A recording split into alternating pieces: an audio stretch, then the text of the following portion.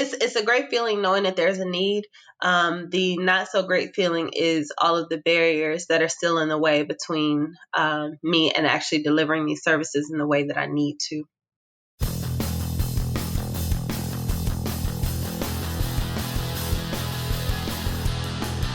On today's episode of Classroom Matters, I get the privilege of chatting with Miss Tierica Berry, who is an award-winning author, speaker, and creator of A Woman's Standard, which is really a gender-based youth leadership development program designed to remove those barriers. And we're going to talk about those quite a bit in this podcast for female students.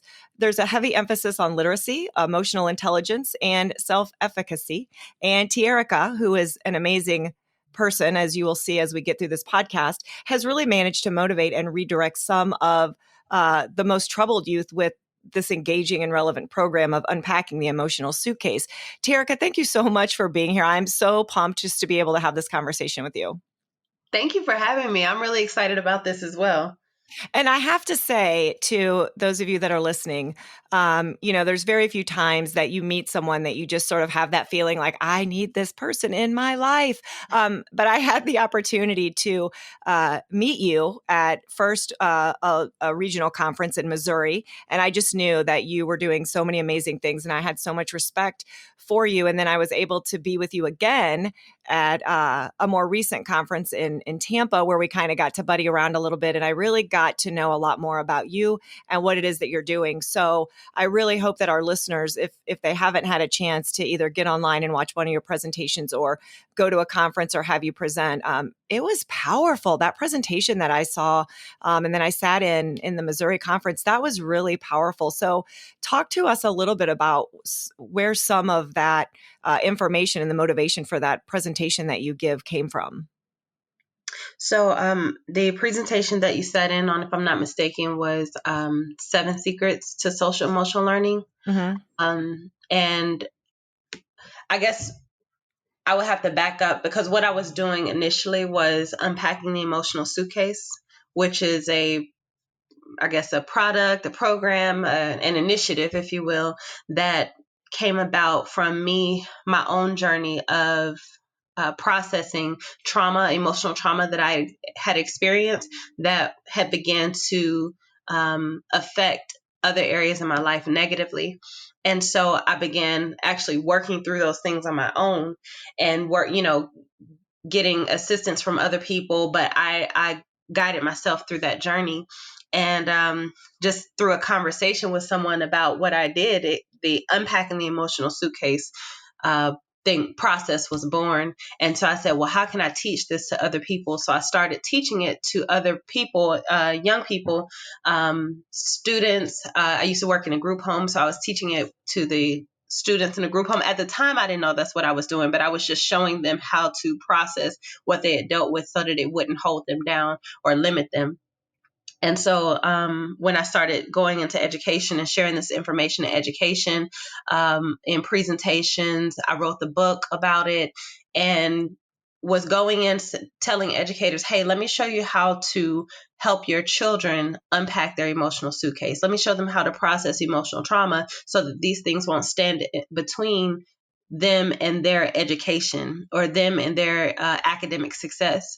And as I was doing the work, the presentations, I found that a lot of the educators were saying, well, how do I know if my emotional baggage is unpacked? How do I know if I have things that I need to work on? And so that's when I realized that a lot of the educators needed assistance too with the social and emotional learning.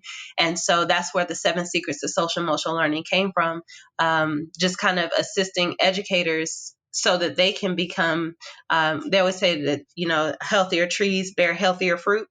And so really 7 Secrets is delving into developing the tree so that they can bear better fruit for the children. Mm-hmm. And it's interesting that you say that, because looking back on my experience sitting in on that presentation, I went in there thinking I'm going to learn this great information and this great way to help other young women in my life. And honestly, exactly what you just said happened. I started realizing that, oh, wow, I might have some work to do on my own emotional suitcase before I can help someone else. So is that challenging for you, dealing with educators that are like, wow, okay, this is a big deal. I'm scared. It's hard for me to be vulnerable with myself, not only with my students. How am I going to learn how to teach these kids how to unpack their emotional suitcase if I can't even do mine? How challenging is that for you when you meet with educators? Well, I think that the approach that I come from, or the angle I should say, is not one that's, pointing the finger at anyone. So it's easy to kind of share the information without putting someone in the hot seat. And so even with the students, I use a lot of examples where we talk about movies and TV shows and characters that we've seen, and we practice these tools on other people, because it's easy to say, oh, this is what they're doing. But naturally, what our mind will do is say, oh, wait, that kind of sounds like something I was going through. We have a card game where we allow students to play this, play out scenarios. And we were playing this game with a group of girls in California, and the girl literally stood up in the middle of the class and stopped the game and said, I really want to thank you, because when I came through the door this morning, I had a heavy weight on me about breaking up with my boyfriend. And one of these cards that you played actually is the real scenario of what happened. And I feel like I got advice from everybody based on, just playing this game. Mm-hmm. And so whether it's with the students or whether it's with the educators, just the act of practicing it, even if they're not, confronted with their own baggage right there on the spot in front of everyone, they still have the tools and they're able to practice with the tools. And then my hope and wish is that when they are alone and they have an opportunity to reflect, then they can use it on their own baggage. Mm-hmm. And I have to brag on you a little bit in this card game, because when I was with you in Tampa, I had the opportunity along with some other folks there to actually get the card game out, look at it, play a hand or two. And for our listeners, and we will put all of this information out at the end of the podcast, and on the links to the podcast. I want to make sure that we give them the ability to get in touch with you, order this card game, because it's such a small price for such a big thing. Because when I was playing that card game, it was really enlightening to me. It was fun, but yet it still made you think about things in your life in a way that you didn't feel that people were pointing fingers at you and people weren't looking at you. So we need to. This card game is phenomenal, and it's such an impressive thing that you've created here. And I really want to get that information out at the end of the podcast, about how folks can get this card game from you, because it was fun. It was a fun way to kind of bring up maybe some not so fun topics. Thank you. I'm glad you enjoyed it, and that's really what I wanted to do in creating it, because a lot of the topics that we cover in that card game. And by the way, the card game is called Think It Over. And so it's a social emotional learning card game that all of the topics that we don't want to talk about, that quote unquote emotional junk that we don't want to talk about, we don't want to deal with, we took that put it into a card game and allowed players or participants to utilize the game and a little competition to practice using SEL skills to overcome everyday challenges that these young people are facing. Yeah. Unpacking the Emotional Suitcase, one of your books. And what I love about this book is it is not just a good read, it's actually an activity guide, really. There are things in there that you actually sit down and you work through with yourself. And so I love that about this book. And I want you to talk to us a little bit about how important is it for young women of today to be able to break through some of those difficult barriers, and what are some of those difficult barriers that you see with young females? I'll start with the barriers that I'm seeing. And so I'll say for me, one of my biggest barriers that I had to deal with was my relationship with men. And so I assumed going into this space in education that this was going to be a big barrier for a lot of the girls that I'm working with. And while it is a very big barrier, anytime I give the girls an opportunity to anonymously tell me what are some of the barriers that they need help with, the thing that comes up time and time and time, every group that I go to, anxiety and depression. Anxiety and depression, those are the biggest things that come up. Now, relationships will come up from time to time, here and there sporadically, but the biggest thing that I've seen is anxiety and depression, and how to deal with, these emotions that they're feeling, because a lot of times, emotions are brushed off, they're dismissed, and what the importance of really addressing those things is, I'll say it like this: if your students are coming to your class every day and they're coming in with their anxiety, their depression, they're bringing the baggage from what happened last night at home, whether they were raped, whether they're molested, whether they're hungry, dealing with insecurities, any kind of challenges emotionally, socially that they may be dealing with, it's going to be a fog. They're really literally in a fog where they cannot see through to whatever it is that you're trying to teach them. And so unpacking the emotional suitcase allows us to more intentionally address that fog and clear it so that they can see and learn and receive whatever lesson you have to give them. Mm-hmm. And so, Well, go ahead. yeah, no. So you're just saying so many wonderful things, and I'm thinking about what you're saying about the anxiety and the depression. But at what point do we have to really uh, dig down deep and find out? And you've mentioned some things, are they, have they been molested? Are they dealing with some issues at home, relationship issues? Or, are they helping raise siblings? Are they working because mom's not able to pay the bills, or whatever precipitating factors that they bring in that are causing this anxiety and depression? At what point do we dig down and drill down to really get to the root of what's causing that anxiety and depression? Or is that something that, in today's society with education teachers, we say, well, that's, is not really anything I can help you with? And that's what I hear a lot. Oh, I don't have the time. I don't have the time to do it. But it's critically important and beneficial on many different levels, because if you take the time to address these challenges head on, then and give a consistent space and opportunity for students to address, unpack, unload, whatever it is, however you want to frame it, give them an outlet that's a safe space, then it will decrease the other challenges that you're having. So there's a group in South Carolina that I'm working with currently. We go visit them once a month, and they have the teacher that we're working with. She talked about how busy the children are, how many. She was like, I don't know, I want to make sure you're ready for my girls. I want to make sure. And I said, oh, just give me your girls, I got it.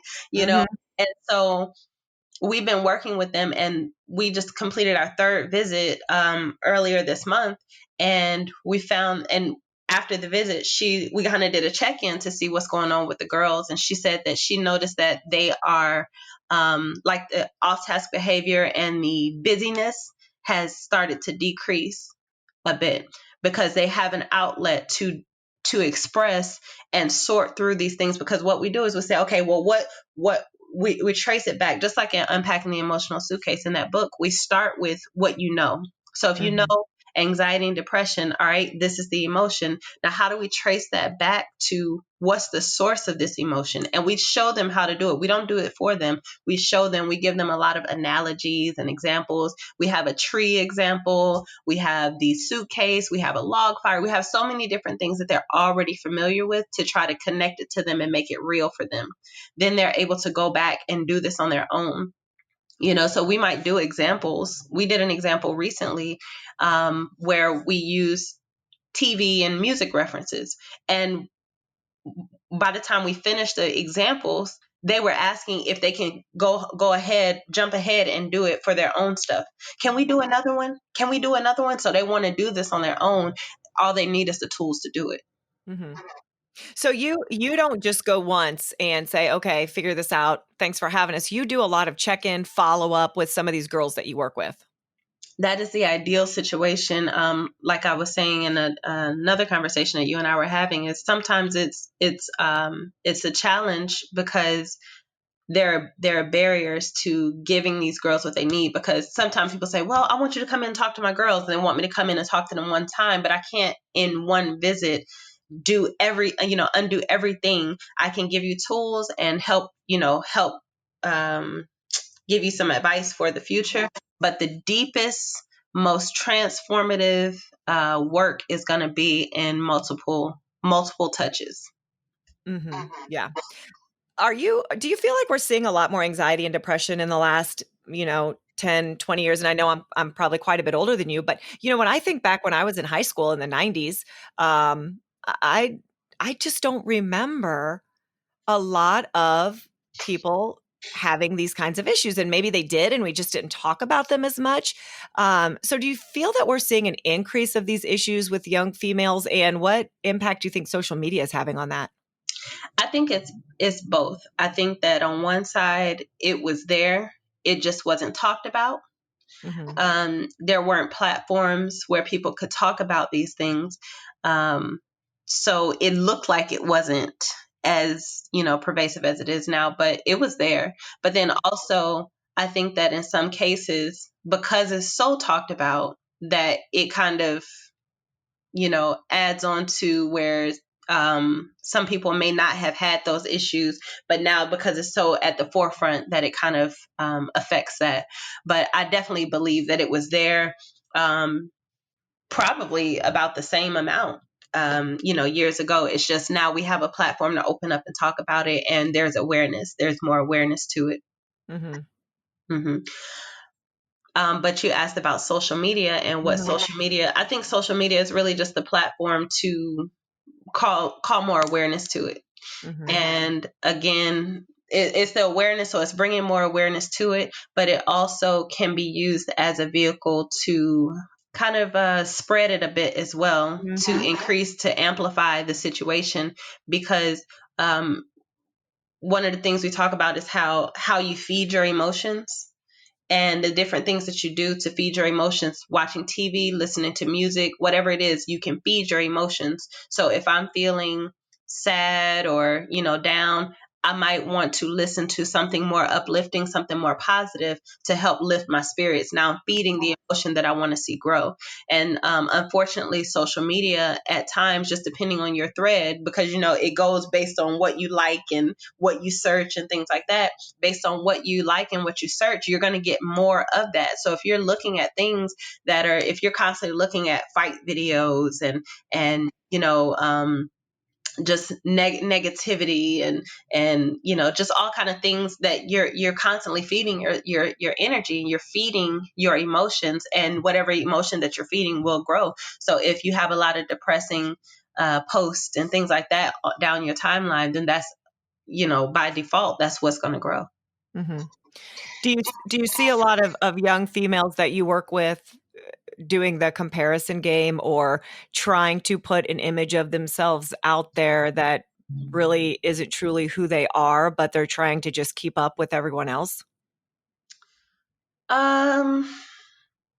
Yes and no. So I do see a lot of the girls that are trying to live up to this persona or be a certain type of way. But I found that a lot of my girls have this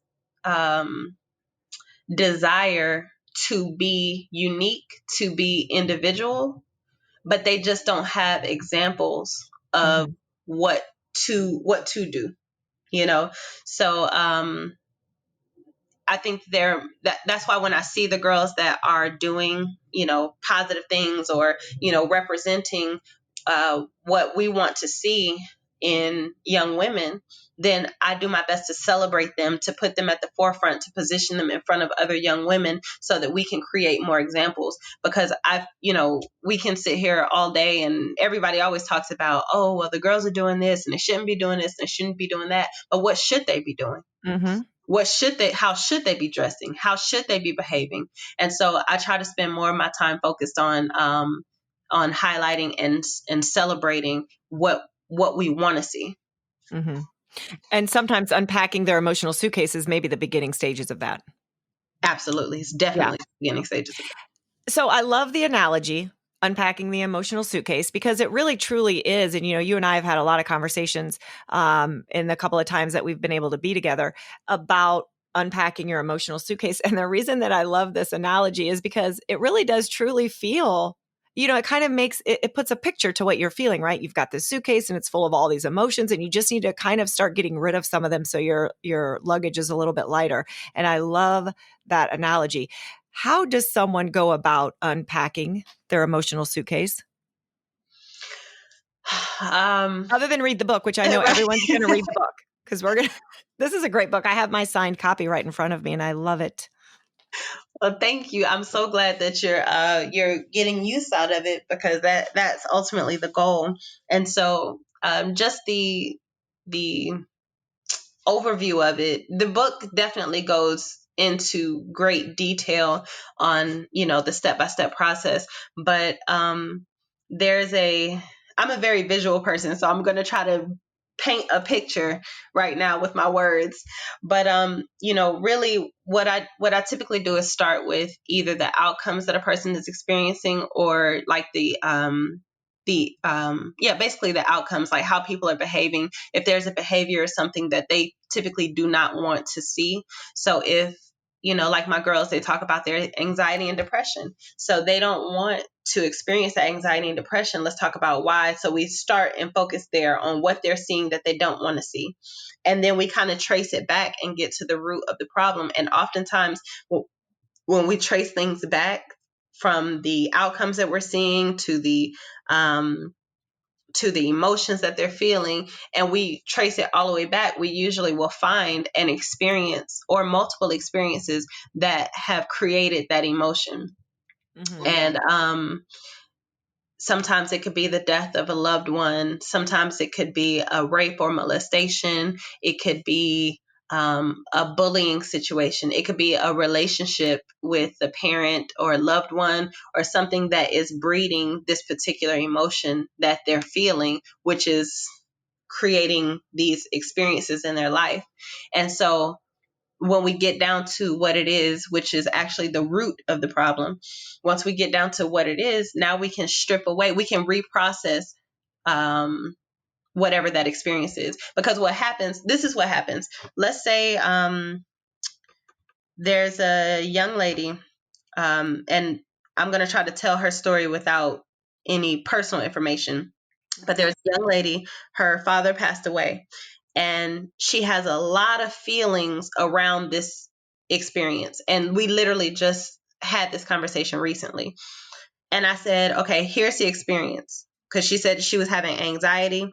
And so walking her through this unpacking the emotional suitcase process, I said, okay, where is this anxiety coming from? She said, well, I think it might be from my father passed away, but I don't think that's it, because it's been a long time ago. I said, well, those things don't just go away. So let's get down to it. So I had her write that in the middle of the paper, and I had her write all the feelings that she felt as a result of it, anything that came to mind.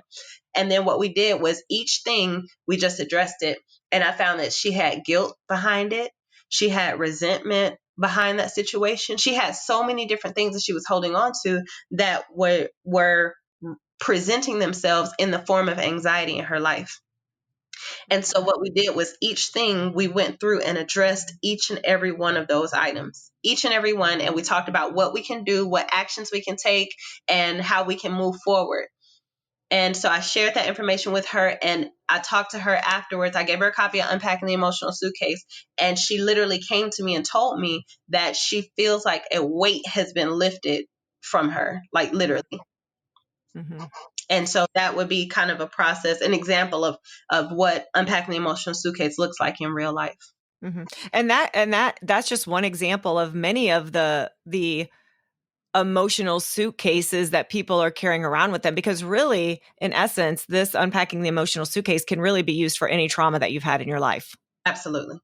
And so this is not your only book. So you've also written 7 Secrets of Social Emotional Learning, Teach a Girl to Fish, Butterfly Tales. And then one of your team members, I believe, has also written a book called Finding Peace.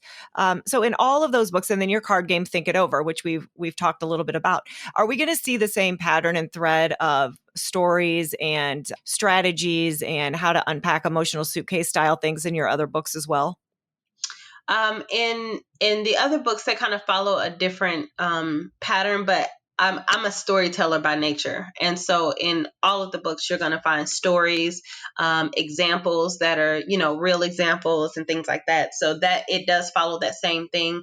In 7 Secrets, one of the 7 secrets is unpacking the emotional suitcase, so you'll definitely see that there. But yes, the storytelling is what you can see consistent through all of them, and then kind of tracing things back and getting down to the root of whatever it is, like really practical. I'm really practical when it comes to whatever it is, whatever message I have to share with people. Mm-hmm. And for all of you listening, I'm going to give you the website. It is just simply a woman standard, WOMANS standard, a womanstandard.com. And you're going to find all of those things on there. You're going to be able to find anything about the team and services and what kinds of things that you can get out of these presentations, and really teaching components for your students. So if teachers are listening right now, what kinds of things might they want to get in touch with you? What kind of programs are you offering them in their classrooms and in their settings? 7 Secrets is going to be a really big one for the educators, because it's really going to take that social emotional learning and move it from this ambiguous theoretical term to something really practical that you can implement. As soon as you read it, as soon as you take it, you can put your hands on it and begin to work it. And then it also, like I said before, it has some things for personal reflection as well, so that you can see not just how you can become a better educator, but a better person as well. Mm-hmm. So 7 Secrets is very highly recommended. The card game is one that's easy to take and implement, because it kind of tricks the students into that learning process, the SEL process, and gets buy-in just based on their competitive spirits. And Mm-hmm. so you can build peer collaboration, you have competition, you have communication, because they have to get up and speak. And, so it's so many different benefits all rolled into one little teeny tiny card game. And so I would say that's a big one as well. If you have any girls groups, gender-based learning is really high on my radar, because I just feel like there are certain things that girls need to learn, or certain things that boys need to learn. And sometimes we need to take the time to step separately and learn those things. And so Teach a Girl to Fish would definitely assist with that process of, okay, what is a woman? What does a woman do? How what does that look like? What does your vision of a woman look like? Mm-hmm. And you also offer some youth development programs, such as the Anthology Project and Leading Ladies. So do folks just need to contact you if they're interested in one of those 2 programs? Absolutely. The Anthology Project is our student author program, where we work with students to become published authors, to write and publish their first book. And then the Leading Ladies curriculum is, the Leading Ladies program is based on the curriculum, and we actually come out and do facilitation as well with that program too. Where'd the pink come from? Because I love the pink. Listen, every time I see you, you always have on the most beautiful, bright pink color. It's all over your website. It's around this emotional suitcase. And you even had on a really fancy, shiny pink gala dress that I loved. Thank you. So it's funny, because for a long time I fought against just working with women. I was like, no, I don't want to just work with the girls. I don't want to, pigeonhole myself. I don't want to, only be, the woman expert. But I found that, the more I fought against it, the more I kept being faced with the fact that my girls needed me. And so when I finally just let go and said, let me just do what I'm supposed to do. Let me follow directions, because clearly I'm on this path for a reason. And when I let go and I said, I'm just going to embrace all femininity, I'm going to really just, let people know when they see me, they know what to expect. So when you see the bright pink tablecloth, the bright, pink, blazer or whatever it is that I may have on, my I t-shirt, think you have some pink leggings or some like cute little pink slacks I saw you walking around in too. I have my pink slacks. Yep.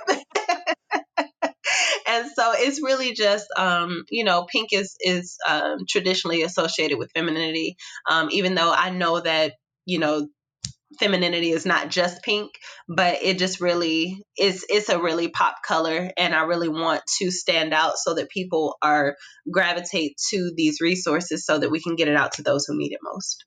Well, you definitely stand out. And, I can say from experience of knowing you and now having you in my life, which I feel so grateful for, that the way that you are able to draw other women in is such a talent and a gift that you have, because I know as women, we sometimes have a hard time with that. As women, we sometimes feel like we are competing with other women, or it's just not always in our nature to open up to other women that we meet.